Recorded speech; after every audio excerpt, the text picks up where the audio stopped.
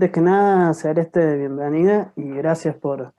acceder. Sé que tenés una agenda bastante apretada, así que se valora bastante que dediques este No, tiempo. no, no, gracias. Gracias a vos. No Bueno, te das ningún problema. Celeste Fierro es dirigente del MST, partido político que integra el Frente de Izquierda de la Unidad y referente de la Red Ecosocialista. La idea es charlar un poco sobre el acuerdo con China. Recordemos que la Cancillería Argentina busca aprobar un acuerdo para producir 9 millones de toneladas de carne de cerdo anual para exportar a ese país. Celeste, ¿cuáles son los peligros que ustedes vienen denunciando desde hace varios meses detrás de este acuerdo? Bueno, lo primero es la forma en que se dio a conocer, que ya parecía que estaba cerrado sin que ninguna comunidad, nadie de la población tuviera al tanto de esto. Creo que eso es uno de los puntos que para nosotros es fundamental, porque ante estos avances creemos que es necesaria la participación de las poblaciones, de las comunidades, y este acuerdo que bueno, que ahora se ha ido hacia atrás, si se quiere, supuestamente, recordemos que las primeras noticias fueron en julio de este año, después de la enorme movilización, con la participación de distintas organizaciones, con la firma de más de, o sea, de distintos sectores, desde científicos, organizaciones socioambientales, la población en general, se terminó diciendo algo que veníamos denunciando, que no tenía los marcos, ni siquiera respondía a los marcos legales de las leyes de ambiente, y se pasó supuestamente la firma para ahora, el próximo mes, para noviembre, que igual todavía, como decimos, que no se firma ni ahora, ni en noviembre, ni nunca. Las organizaciones seguimos justamente impulsando distintas acciones en contra de este acuerdo. Yendo a tu pregunta en particular, hay una realidad en nuestro país que intentan vender distintos tipos de iniciativas productivas como si fueran la solución a los problemas económicos que tenemos. De hecho, si leemos un poco más, lo que te plantean es, bueno, es la necesidad para que ingresen divisas al país, sería la reactivación productiva, generarían trabajo, y lo cierto es que ha quedado demostrado, porque esto no es algo que se impulsa solamente en Argentina, sino que, por ejemplo, en México hay muestras del desarrollo de estas megafactorías de cerdo que no solamente México, por ponerte un ejemplo, después en España, en Chile, en Bolivia, y que no solo no termina siendo parte del desarrollo del país, sino que termina trayendo muchísimas complicaciones. Y ahí entramos en uno de los temas que para mí son fundamentales, que tiene que ver con el riesgo sanitario. Nosotros no podemos dejar de pensar que estamos en el medio de una pandemia, justamente de origen zoonótico, y la concentración de la industrialización animal puede volver a producir. Por eso parte de las declaraciones es: Argentina no puede ser fábrica de una nueva pandemia. Hay un acuerdo concreto con los grandes sectores agroindustriales, porque es la utilización de soja, de maíz. Hace semanas se aprobó la utilización de maíz transgénico, de la semilla de maíz transgénico en nuestro país. Y eso, como hemos visto, avanza sobre nuestros territorios, avanza en la contaminación, avanza en el desmonte, avanza sobre las comunidades,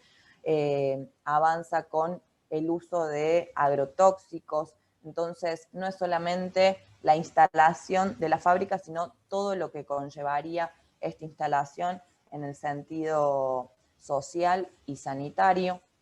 Y después lo otro que me parece que es importante, que es justamente seguir profundizando un modelo extractivista,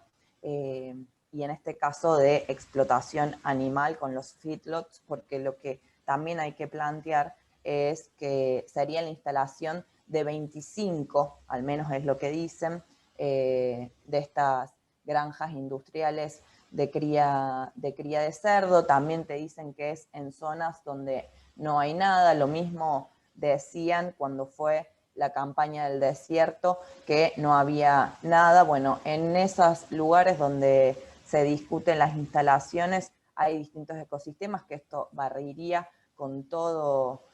estos ecosistemas, y además de las poblaciones, con la contaminación que esto conlleva,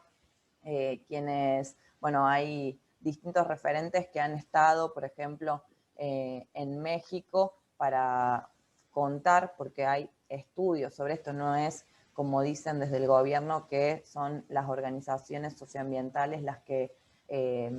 se oponen a todo, sino que justamente hay estudios también sobre cómo han avanzado en los distintos lugares, las complicaciones que traen hacia toda la población, hacia toda la comunidad. Entonces creo que está más que sentado que no son objeciones en sí mismas, sino justamente para empezar a plantear que estos avances, estos proyectos, lo único que traen es más contaminación, más saqueo, es justamente la posibilidad de que haya nuevas pandemias y que seamos productores de eso, más la explotación animal. Creo que son partes fundamentales de todo lo que se está discutiendo. En el marco de, no podemos olvidar, los incendios de las últimas semanas, que decimos semanas, pero es lo que se vive hace años, y que van de la mano con el desarrollo agroindustrial, con el desarrollo inmobiliario, y que no tienen nada de relación, o por lo menos no está puesto en la política de los gobiernos de defender justamente nuestros territorios, sino por el contrario, es seguir profundizando este modelo, que la consecuencia primera que está trayendo es la destrucción completa de nuestro ambiente. Como decías vos recién, a raíz del repudio y las protestas que se han dado, el gobierno ha dilatado la firma de este acuerdo aparentemente para noviembre. Y ahora dice que se van a respetar las leyes de protección ambiental en el tratado. ¿Existe una legislación actualmente en el país que proteja el medio ambiente y los recursos naturales? Mira, existen legislaciones, la realidad es que no se terminan cumpliendo. Yo recién nombraba lo de los incendios, y creo que es un ejemplo claro, donde se han arrasado con montes, bosques, a pesar de que hay una ley de bosques. Se está luchando por una ley de protección, por ejemplo, de los humedales, que fue otro de los puntos tan álgidos que hubo en estos últimos meses, y sin embargo se sigue avanzando en eso. O sea, me parece que las leyes, si no hay una voluntad política real para que se cumplan, la verdad es que no están sirviendo para proteger justamente nuestro planeta, nuestros territorios, porque lo que sí hay es voluntad política de seguir avanzando con estos negociados. Entonces creo que me parece que en este punto hay una cuestión que tiene que ver justamente con poder visualizar lo que ha sido durante los últimos años estos desarrollos, que al menos nosotros los enmarcamos en este modelo de este capitalismo extractivista. En los 90 fue la inclusión de la utilización de la semilla de la soja transgénica, y eso avanzó en todo nuestro país, pero en toda América Latina, de la mano, por supuesto, de Monsanto, que no solamente presentó la semilla transgénica, sino el uso de los agrotóxicos a los cuales eran resistentes esta semilla transgénica, y eso ha avanzado. Por ejemplo, Argentina es uno de los 10 países con la mayor tasa de deforestación, y eso es el avance de la frontera sojera, entre otras cosas. Después, en los 2000, fue la megaminería, con la destrucción de poblaciones, de comunidades enteras, con la contaminación de ríos, y siempre son proyectos impulsados por los distintos gobiernos. A partir del 2013, con el acuerdo de la firma de YPF con Chevron, un acuerdo cerrado que al día de hoy se desconoce, fue el avance del fracking como uno de los métodos de extracción de petróleo y gas que está prohibido en muchos países y ciudades de todo el mundo, justamente por toda su desarrollo altamente, no solamente contaminante, sino de destrucción del ambiente, y sin embargo los distintos gobiernos lo llevan adelante. Bueno, la instalación de estas megafactorías vienen de la mano, digamos, de todo este desarrollo, de este modelo productivo extractivista, que el único interés que tiene, al igual que fue con la soja, al igual que ha sido con la megaminería, y que son proyectos que se siguen impulsando, digo, no es que pasaron, sino que lo seguimos viendo como las poblaciones son las que tienen que seguir resistiendo, como se vio a final del año pasado con Mendoza, como lo está haciendo ahora Chubut, que no podemos olvidarnos que en el 2003 la enorme movilización del no a la mina en Esquel hizo que no se avance ahí, pero que hoy los gobiernos los quieren seguir impulsando, al igual que casi una vez al mes sale algún proyecto por parte del gobierno para reflotar Vaca Muerta como este modelo de desarrollo. Entonces viene justamente la instalación de estas megafactorías de cerdo, viene de la mano de este modelo extractivo que no tiene nada de salida real para las comunidades. Por eso creo que es fundamental seguir insistiendo en que se hizo muy conocido un hashtag ahora en esta era virtual de basta de falsas soluciones. Creo que es fundamental, y empezar a discutir que hay otras alternativas. Entonces, en relación a lo de las megafactorías, el gobierno está claro que no tiene licencia social, o sea, se ha demostrado con las movilizaciones en todo el país que no hay licencia social para avanzar con esto, que son las comunidades las que tienen que decidir. Para nosotros eso es fundamental, en una de las cosas que te decía al inicio, ante cada uno de estos hechos, de estos intentos de avance, es a través de las consultas populares, vinculantes, que las comunidades tienen que ser parte de las tomas de decisiones, no pueden venir de arriba cuando van a cambiar absolutamente todo, y para colmo, para seguir destruyendo nuestra salud, nuestra vida. Y lo otro es pensar que hay alternativas. Por ejemplo, empezar a discutir un desarrollo agroindustrial, pero que sea a través de la agroecología, discutir reforma agraria integral, que sean las comunidades las que decidan qué se produce, cómo se produce. De hecho, estuve leyendo estos días y se plantea que a nivel mundial, por ejemplo, las comunidades son las que producen, por ejemplo, el 70% de los alimentos en un 25% de las tierras a nivel mundial. Y son justamente estos grandes proyectos, estos grandes pools de siembra, estos grandes empresarios de la agroganadería industrial, producen tan solo el 25% y tienen la posesión del 70% de las tierras. Entonces, justamente ahí vemos a dónde está destinada estas producciones, que no son, como les gusta decir a muchos, bueno, Argentina, con la posibilidad de producir alimentos para toda la población y muchísimos millones más. Bueno, eso es una falsedad completa, porque no se producen alimentos, sino que está todo orientado a, por ejemplo, la producción de soja, de maíz, que no son luego puesto con valor agregado para la producción de alimentos de nuestra población, sino es justamente puesto al servicio de la exportación y el ingreso de divisas, cuando en realidad si pensáramos realmente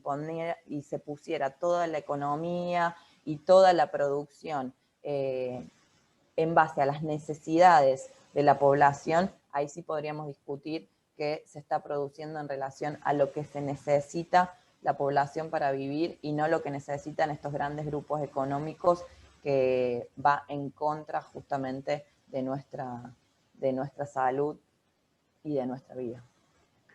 ¿Qué dice, por ejemplo, al respecto de esta problemática el ministro de Ambiente, Juan Cabandier, o los gobernadores de las provincias donde se instalarían estas megafactorías? Bueno, son impulsores, todos estos sectores son impulsores de no solamente de lo de las megafactorías, sino en relación a lo que te decía recién de este desarrollo extractivo en todo nuestro país. En esto no hay grieta en relación a los distintos sectores de la política tradicional. De hecho, yo te decía antes, el ingreso de la soja, de la megaminería, del fracking, si nos ponemos a pensar,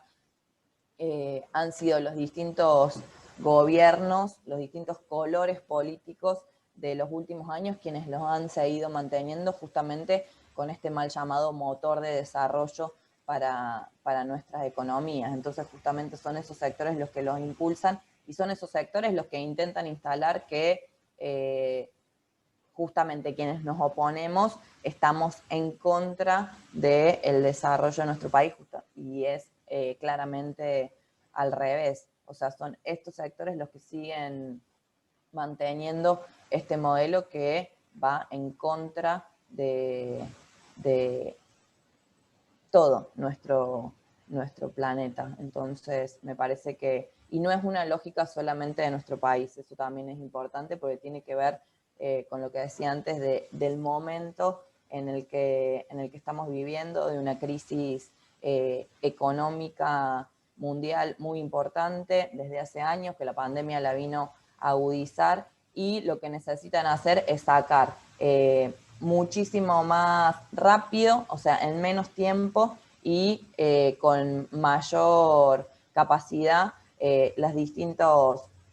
productos para que puedan ser vendidos. Entonces, el desarrollo del extractivismo como estrategia productiva y económica se lleva adelante en los distintos países y son justamente las comunidades las que lo terminan enfrentando y bueno, nosotros al menos desde el MST y por supuesto la red ecosocialista somos parte de cada una de estas grandes acciones, movilizaciones. De hecho, se ha logrado armar un arco político, social, de derechos humanos, donde la juventud tiene una marca destacada, que son justamente quienes están luchando hoy para tener un futuro que sea digno. Me parece que es lo fundamental y es lo que más temen estos gobiernos, porque se ha demostrado la fuerza que tiene estas movilizaciones, estas acciones, para entender que hay otra frase, parecen frases hechas, pero que no hay planeta B. Entonces hoy es el momento de dar estas peleas y también de empezar a instalar que hay otro proyecto, porque lo otro que te venden es que solamente se puede avanzar de esta manera y en realidad esto no es así, sino que al contrario. De esta manera lo único que están produciendo es más saqueo, más contaminación, más muerte y en este caso, como decía antes, una fábrica de posibles pandemias. ¿Qué te genera cuando se anuncia de esta manera, con bombo y platillo, el incremento de las ganancias de estos sectores millonarios,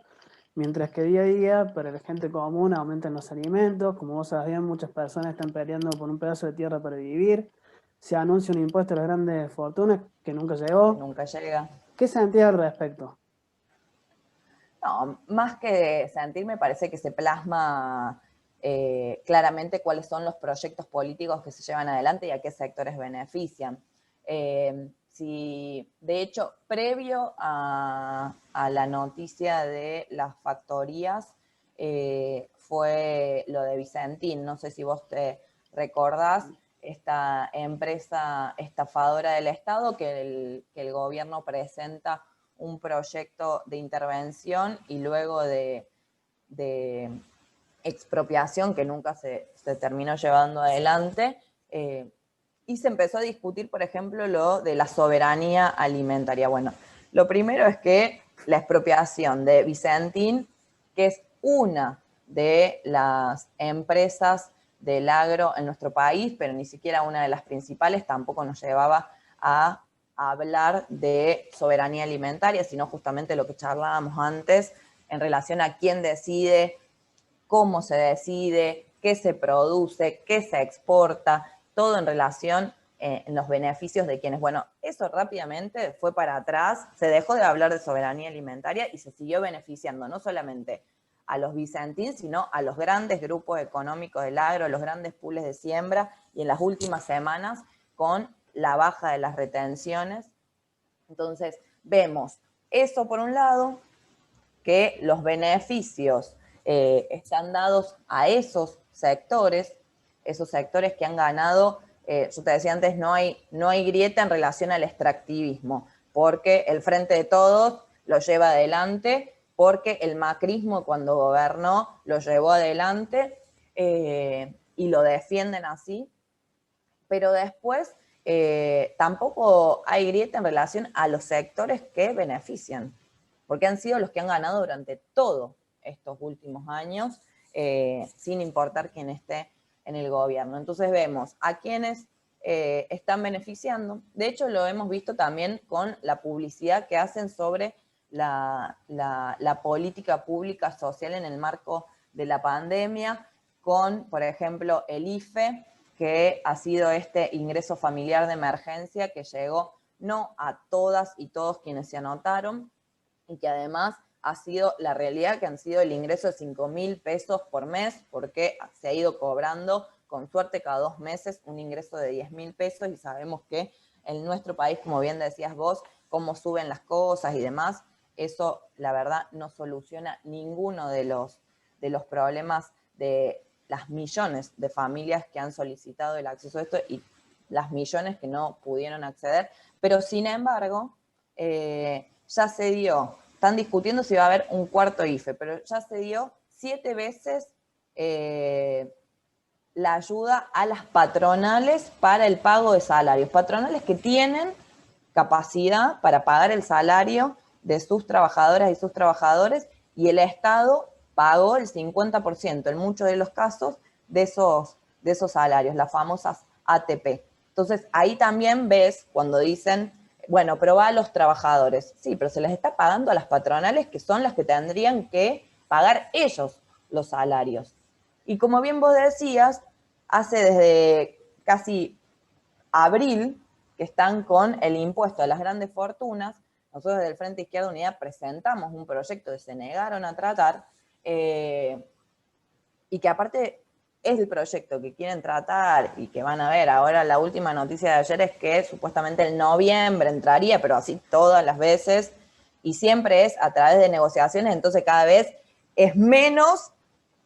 son los que tienen que poner plata, y es, por supuesto, menos los ingresos que va a tener el Estado. Es por única vez, casi es una súplica a las grandes fortunas de nuestro país, para que aporten un poquito, cuando en realidad lo que tendría que ser es un impuesto permanente y que llegue no solamente a las personas físicas, sino que llegue a todas las grandes fortunas de nuestro país, que no es este proyecto. Entonces ahí ves a quienes benefician, y a quienes no. Entonces creo que en esto, en lo ambiental, como por ejemplo en lo de género, el gobierno ha tenido un discurso que después con los hechos se va demostrando que es completamente distinto. Entonces, en eso también creo que es importante poder plantear que hay otras alternativas, porque en esto hay muchas compañeras y compañeros que han tenido expectativas en este nuevo gobierno, en sacarse de encima a Macri, que ha destruido, que en esos 4 años realmente avanzó en la destrucción de todo, pero la realidad es que, al menos nosotros lo planteábamos desde un primer momento, los proyectos políticos terminan beneficiando a los mismos sectores. Yo creo que en este tiempo se ha ido demostrando eso,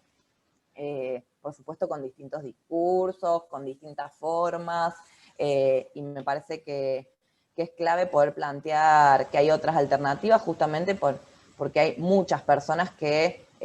luchan por estos cambios tan necesarios, tan profundos que hacen falta y que por supuesto este gobierno tampoco los plantea llevar adelante, por supuesto. ¿Qué plantean desde el Frente de Izquierda Unidad, desde el MST y la Red Ecosocialista como solución a estas problemáticas y qué actividades van a estar llevando adelante en este marco? Bueno, me parece que lo fundamental, lo charlábamos recién, es empezar a discutir y que sean justamente las comunidades quienes decidan.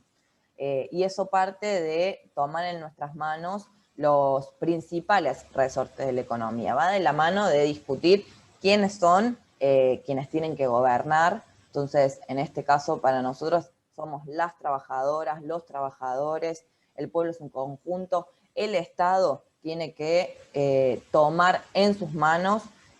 los principales resortes de la economía. Nosotros hablamos mucho de la estatización del comercio exterior, por ejemplo. ¿Y eso qué significa? Que no sean los pools de siembra los que definen qué se exporta, qué se importa, cuándo se hace, sino que sean justamente a través del Estado, que se decía teniendo siempre un marco que es, lo primero es cómo se resuelven o qué respuesta se le da a las necesidades reales y concretas de las poblaciones. Y eso es a través de la consulta permanente y que sean las comunidades las que decidan. Entonces yo recién te decía, hay que avanzar en una reforma agraria integral. Entonces, donde dejen de tener la mayor concentración de tierra estos sectores que su único interés es, por ejemplo, bueno, viajando a Córdoba lo veíamos como siembran soja hasta en las banquinas de la ruta y que eso no resuelve ninguno de los problemas centrales de las poblaciones, sino justamente cómo se avanza para la producción real de alimentos, que sean las comunidades a través de la propia coordinación las que produzcan lo que necesitamos, que haya ese intercambio entre las comunidades, pero eso es avanzar claramente en otro sistema que no es este, y bueno, y por eso nosotras luchamos, por eso nos organizamos, por eso peleamos y creemos que hay avances muy grandes, porque esto hasta hace algunos años atrás ni siquiera se ponía en discusión. Bueno, hoy se pone en discusión, hay una fuerza muy grande que lucha contra el avance de este modelo extractivista y creo que es necesario plantear que hay otras alternativas. En relación a la energía es la discusión de una transición a energías, por ejemplo, renovables, limpias, salir de la utilización casi exclusiva de lo que son los recursos fósiles. Hay que discutir, por ejemplo, como cosas fundamentales, terminar con el fracking, con la megaminería, terminar con el uso de los agrotóxicos. Hay que dejar de permitir que se siga avanzando con la frontera sojera en relación al monocultivo. O sea, hay que discutir cómo se va nuevamente volver un poco a lo que era hace miles de años en relación a poder ir intercalando las producciones, que está ligado justamente a lo que se necesita y no a lo que necesitan, por decirlo de alguna forma, estas grandes grandes corporaciones que lo único que les interesa es producir más y en menor tiempo para seguir sacando divisas. Entonces creo que esto es clave, y pensar en la participación de la población, de las comunidades, del control de las organizaciones socioambientales. Por ejemplo, en Córdoba nosotros a través de Luciana Echevarría, que es nuestra compañera, que es legisladora, en relación a lo de los incendios, presentamos un proyecto para que se declare la emergencia ambiental. Pero ojo, porque es un proyecto que lo que pone de relieve es que el control de todos esos fondos que se destinarían para lograr frenar, prevenir los incendios, tiene que ser en base al control de la población, porque si no sería ponerle en las manos recursos exorbitantes a los mismos gobiernos que son los que llevan adelante estas quemas, porque ahí hay responsables políticos también, que son los que permiten la destrucción de, por ejemplo, el monte nativo en este caso, con el avance de los grandes proyectos inmobiliarios, con la industria agrícola y ganadera. Entonces creo que es muy importante esto, la participación y por supuesto la organización. Y bueno, ayer, lo último, así no te robo más No, está tiempo, bien. ayer se realizó un festival virtual donde participaron artistas, distintos investigadores, organizaciones socioambientales y demás, donde se volvió a marcar que esta lucha contra la instalación de las fábricas de cerdo recién empieza, que continúa, y durante toda la semana se van a estar haciendo distintas acciones en el país. El viernes pasado hubo acciones, por ejemplo, acá en Capital, en el Obelisco, para seguir volanteando, concientizando, porque es algo que es muy importante seguir impulsando para que, como te decía antes, este acuerdo no se firme ni ahora ni nunca. Y bueno, es la convicción que tenemos y la organización está puesta justamente para eso. Bien. Celeste, ¿crees que finalmente el gobierno va a ceder ante el reclamo popular? ¿Cómo saberlo? ¿Cómo saberlo? Creo que lo que te decía antes, me parece que es importante volver a remarcarles que no tienen licencia social. Entonces, eso es clave para esto, para que se considere. Yo creo que hayan tomado nota. De hecho, tuvieron que pasar la firma, tuvieron que decir que tienen que hacer todas las modificaciones para que esté dentro de los marcos legales y respeten las leyes ambientales, pero la realidad es que son contundentes los datos de investigaciones de otros lugares donde muestran que el avance de la instalación de estas megafactorías de cerdo va a influir en absolutamente todo nuestro ecosistema. Entonces, es en la contaminación del agua, del suelo, nuestra salud, la explotación animal, como te decía antes, o sea, cómo afecta a las comunidades cercanas. Es una mentira que generan mayor puestos de trabajo, sino que de hecho se han pronunciado hasta productores porcinos en nuestro país en contra de este acuerdo. Entonces creo que si avanzan, van a avanzar en contra de la voluntad popular, y bueno, y eso también se va a hacer sentir. Bueno, Celeste, no me queda más que agradecerte por tu tiempo, la predisposición que has tenido desde que te contacté. Y bueno, aclarar también ciertos aspectos, ¿no? Porque en los medios, en los grandes medios no se trata esto, o se lo trata muy superficialmente. Así que bueno, muchas gracias también por aclarar tantos asuntos de esta problemática que es bastante heavy. No, gracias a vos, Guido, bueno, y a disposición siempre cuando así lo necesites. Bueno, dale, muchas gracias, Celeste.